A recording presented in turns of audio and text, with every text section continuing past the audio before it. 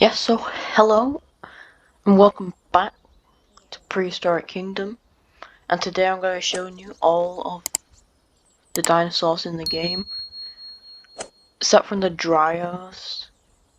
No, except from every other thing, the dryas I'm going to show you all skins, male and female, so we're going to start off with them. So we're going to go to Charlie, and we're going to hear Nigel Marvin. A Dryosaurus! Only juvenile specimens of these dinosaurs have been found in the fossil record, so I'm eager to see how much larger this one will get. So that's the little thing from Nigel Marvin.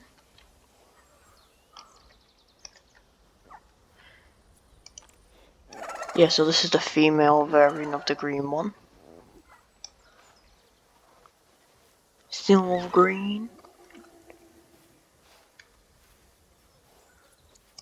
It's the female, the brown one? No, feathered one. I think this is the male. Yes, the male.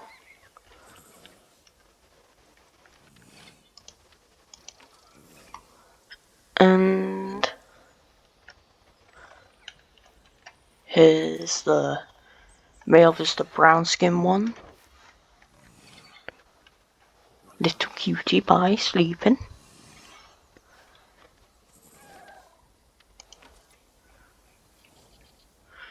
And find it.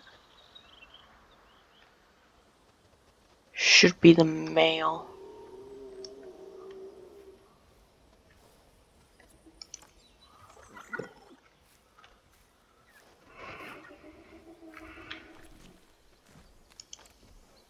No, that was the male, this is the female. Nomming on some branches. Anyway, on to the next one. I think it's Protoceratops. Yeah, well, this is the male. Looks like it just stabbed someone. And this over here is the female. Just brown.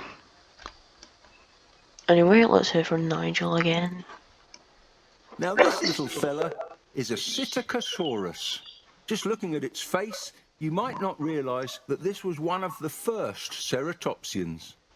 It may lack a frill and forward-projecting horns, but you can still see the resemblance in its strong beak and its cheek horns. Yeah, not much to say about that, except from tiny. Yeah, so this is the Torvosaurus. I think that's how you pronounce it. This is the male yes, one. the Torvosaurus, an apex predator of the Jurassic. As it turns out, there were many apex predators in the Jurassic living alongside Torvosaurus. With so many large carnivores in one area competing for the same food, different species must have specialised in different prey. Yep, so that was Nigel Marvin's little bit. Yes, so this is the male one. Looks nice. And over here is the female. Yeah, so these are the Smilodons. Oh boy, that's a big kitty. More commonly known as the saber-toothed tiger, Smilodon makes for a formidable predator.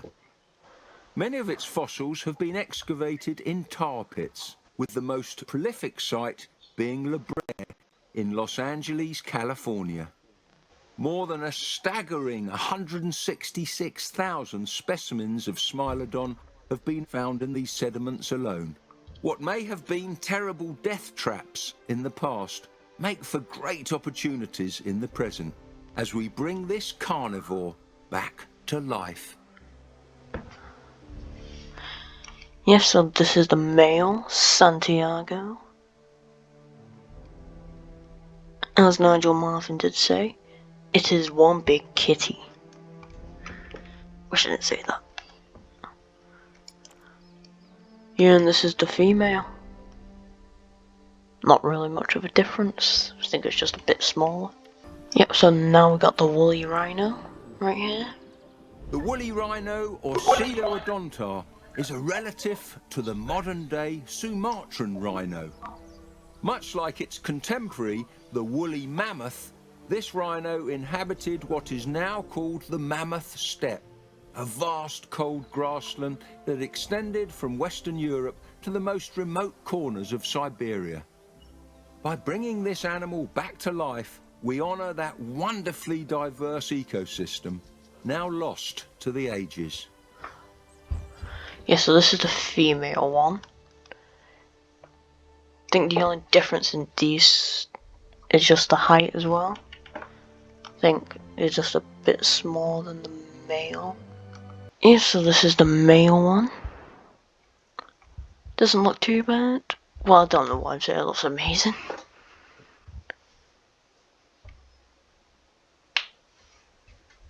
Anyway, let's get to the mammoth.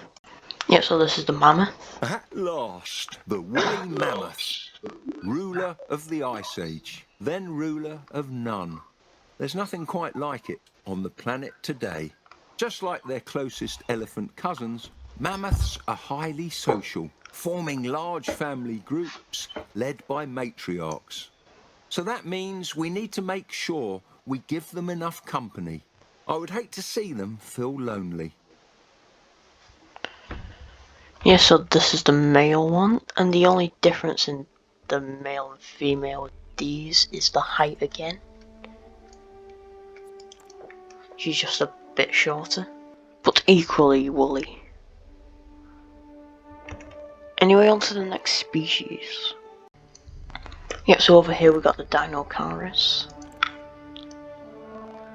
Now this is an interesting fellow. This dinosaur is called Dinocurus, a name meaning horrible hand. Its hands aren't actually horrible, mind you. Calling dinosaurs things like terrible or horrible is a trend that goes all the way back to Sir Richard Owen, who first coined the term dinosaur, which of course means terrible lizard. Yep, so this is the Dinocurus. Obviously doesn't look like a lizard at all, just looks like a giant chicken. It's the male. These two do actually have different colorations. So this one's a bit more brown, while this one's a bit more grey and black. Found all over Western North America, Edmontosaurus is the textbook definition of a hadrosaur. Although it doesn't have a magnificent bony crest like its more famous relatives, some Edmontosaurus sport their own flashy headgear in the form of a comb made entirely from soft tissue. Yes, that was a little bit from Nigel Marvin again. And yes, so this is the male, as you can see. He's got the little nice blue coloration. It's nice and green. It's a green boy. Then over here, we've got the female who doesn't have the blue and is just a green girl. Yes, so the next species is the Brachiosaurus. You can't get a much more classic dinosaur than Brachiosaurus. This is the iconic high-browsing sauropod, feeding on nutritious leaves and branches way up in the trees. These beautiful creatures can eat around 400 kilograms per day, so I better go check to see if our latest food delivery arrived on time. If not, we might have a bit of a problem. Yeah, so this is the Brachiosaurus. I think there's a little difference in the... Yeah, I think this one's just a bit... This one's darker, and that one's lighter. The next one will be the Argentinosaurus. Now, I've seen skeletons of Argentinosaurus before, but nothing can prepare you for the sheer immensity of this dinosaur in the flesh. A single vertebrae from the back of this animal could be over 1.5 meters tall. Yep, so this is the females. They're quite chunky things. These things, the little spikes here are a bit strange. It's the first ever Argentinosaurus depiction I've ever seen them on. Yeah, so the next one is the Camarosaurus. There it is! Camarosaurus, the star of the Morrison Formation. Don't let its peculiar mouth scare you. The long chisel-like teeth may look like a carnivore's, but they are actually much better adapted to rip coarse leaves from tree branches. Although, to be fair, we haven't really put the theory to the test. Yeah, so I think the female on this is just... Yeah, this one's a bit more greeny around the neck.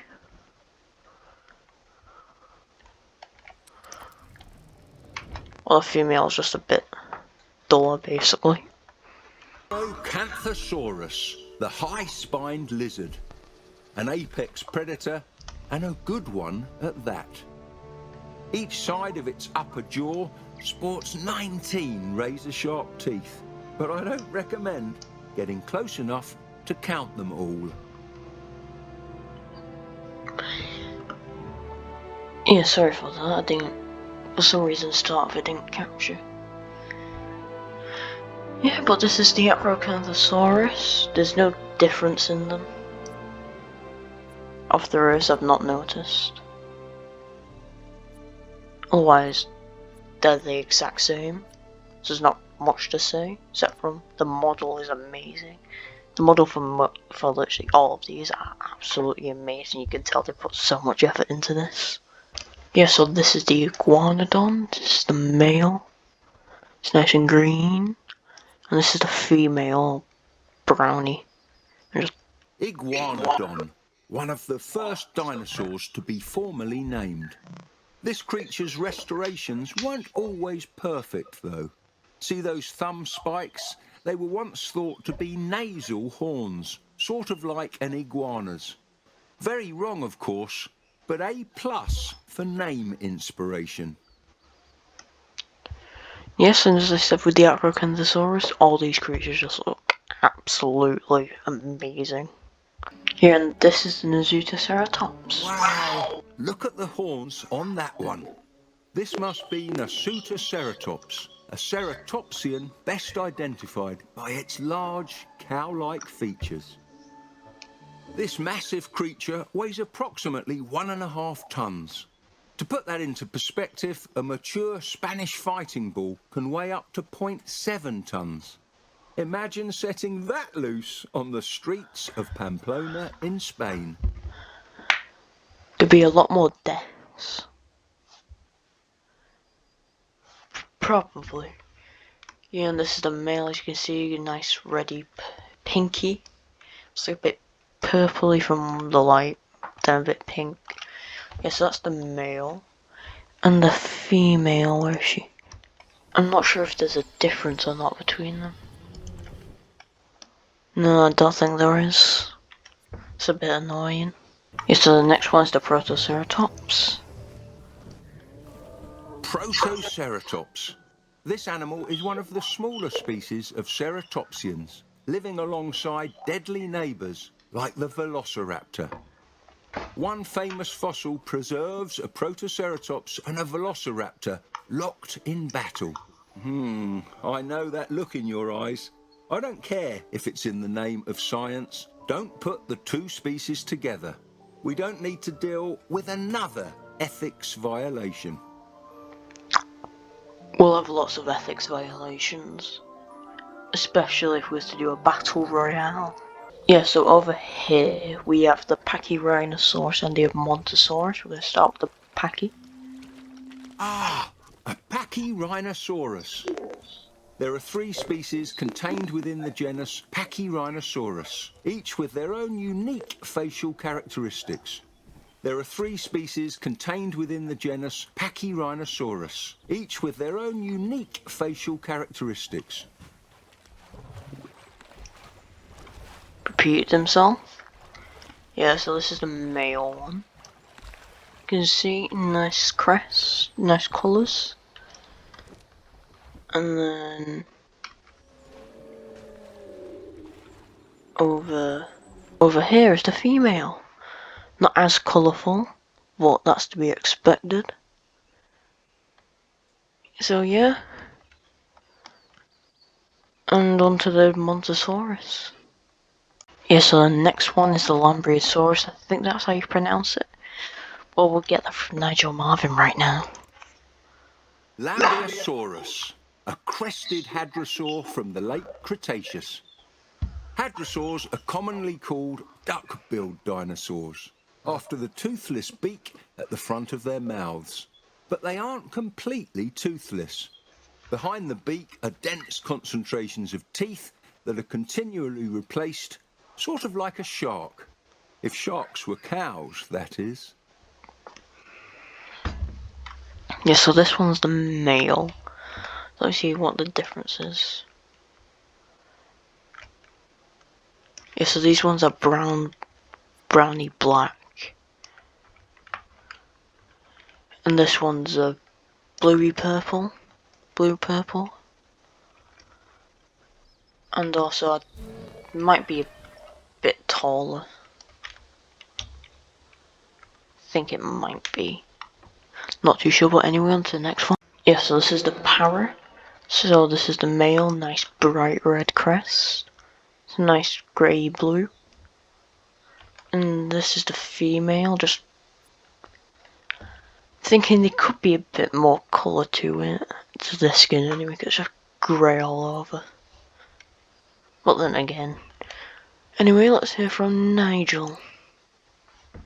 Now that, my friend, is a beautiful dinosaur. Almost like a musical instrument, Parasaurolophus used their crest for long-distance communication. They didn't use their tube-shaped crest as a snorkel, contrary to previous hypotheses. Nevertheless, I quite like the mental image of a Parasaurolophus going snorkeling. Just imagine that you're out in the ocean and all of a sudden you see a para snorkeling. Be funny and amazing at the same time. Anyway, on to the next species. Yeah, so up next is the Styracosaurus. With a head like that, we must be looking at Styracosaurus. Styracosaurus belongs to a group of ceratopsians called centrosaurines, which tend to have longer nasal horns, shorter brow horns, and spiny frills. The famous Triceratops, in contrast, belongs to the chasmosaurines, which instead favour longer brow horns and long, simple frills. Yes, so this is the male, and over here is the female. Yes, so there is a slight difference. This one's a bit more greeny and his features stand out a bit more, while this one's more browny. And his features don't stand out as much. And on to the last ceratopsian, the Triceratops. Yes, and the last ceratopsian, obviously, the Triceratops. Triceratops, one of the most recognisable and largest dinosaurs of its kind. Having lived alongside predators like the T-Rex, those giant horns start to make a lot more sense. Now, let's not mix the two together. Yeah, so this is the male, bright and colourful, and this is the female, just dull. And anyways, on to the next species. And finally, obviously the most recognisable here. There it is, the one and only king of the tyrant lizards. Tyrannosaurus is as big as the movies, and yet somehow even scarier. Take a good look at those arms. Each arm is 1 metre long, can hold almost 200 kilos, and ends in razor-sharp claws. Far from the wimpy little stubs most of the public makes them out to be. Yes, this is another one that's just like a giant chicken. But also, not the scariest thing in the world, is it?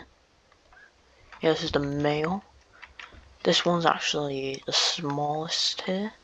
And so,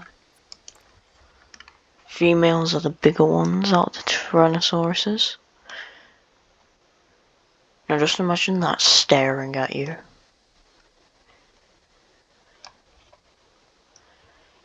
Anyway, hope you enjoyed. And don't forget to like and subscribe for more. And anyway, I'll see you in the next one. Bye bye.